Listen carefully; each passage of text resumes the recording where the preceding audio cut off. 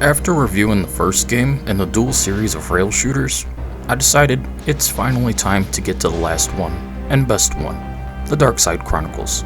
With this sequel, they improved upon everything and put more effort into the retelling of previous games.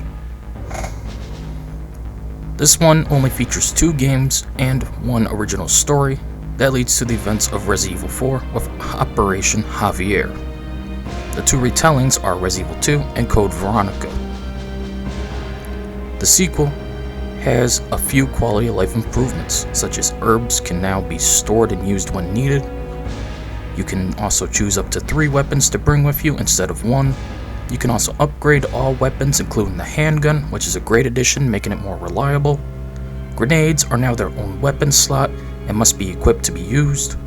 The weapons appear on screen during reloading, like in House of the Dead 3. You can unlock costumes in the game too. No weapons can get infinite ammo, unlike in Umbrella Chronicles, which required an S rank on all scenarios in hard mode to get. The only weapon with infinite ammo is the handgun. You can now use gold to upgrade weapons instead of stars, and can collect them in-game and completing scenarios.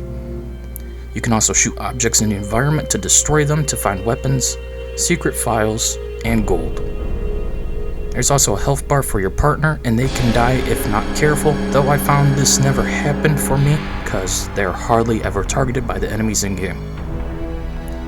You can also unlock Tofu Survivor mode, though it's not the same as in Resident Evil 2 Original. Instead, you play as Claire, alone, and you get to only use a handgun and knife, fighting against Tofu as the zombies. And you must work your way to the beginning of the game, where the tanker truck exploded.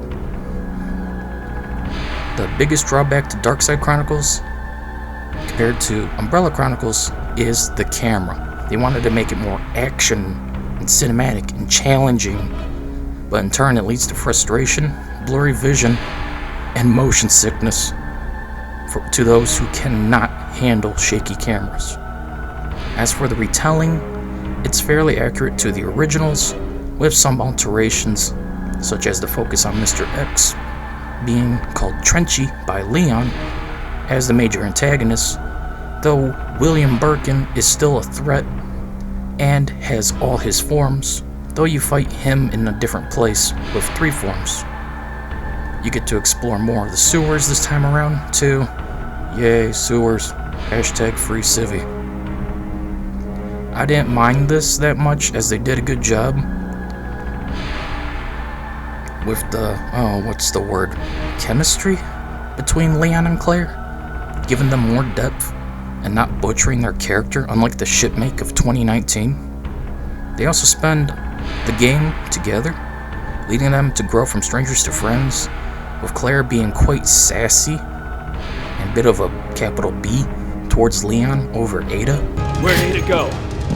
She could have gone to the parking lot. This'll take us down to the sewer. Let's go. Wait, Leon. If she did come through here, why would she go alone? There's something about her that bothers me. She just wants to get out of here, Claire, and she needs our help. Ugh, men. You just want to impress her, don't you? Women. They made every character better in the game except for poor Kendo. He just gets killed off screen. As for Code Veronica, it's good as well, though I never was fond of the original or the X version of Code Veronica, so I'm not going to go into much details about this one. As for the original scenario, Operation Javier, you get to explore South America and the origins of the Veronica virus. And of course, there ain't much to say about it other than that it's a neat addition, and you get to see Leon and Krauser working together leading up to their showdown in Resident Evil 4. You get alternate endings depending on how long we took to beat the final boss, with one being the good ending. I won't spoil it, but it's a pretty good ending. There's a Krauser hidden story you can unlock to learn more from his perspective of the operation as well once you complete the game. Overall, I give the game an easy thumbs up on the recommendation part. I also give the game an easy 4 stars out of 5. It's a quality game, which you wouldn't expect from a rail shooter. But with a 2-year development, this game clearly outdoes the first, and leaves a good impression.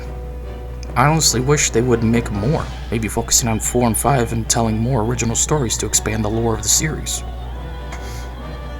Honestly, wish Capcom would also port these 2 games to PC already, given that the HD versions are still exclusive to the PS3 only, and it's been well over 11 years.